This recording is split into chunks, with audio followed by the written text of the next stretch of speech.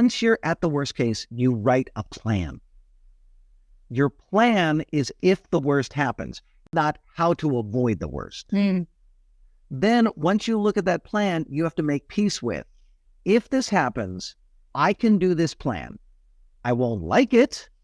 I don't want that. That's not my preference, but I'm willing to do it. If you are willing to do it, all of a sudden you go like this. Oh, okay. Like something releases inside of you. And then it's like your tunnel vision opens up and you start to see, oh, wow. Right? Like, wait, you're probably already seeing all the stories online about what's happening when people are implementing the mindset methodology. But it's like best month of your entire career, turning things around in like 3 weeks, 5 weeks, having these incredible increases in your volume, but decreases in your time spent. Work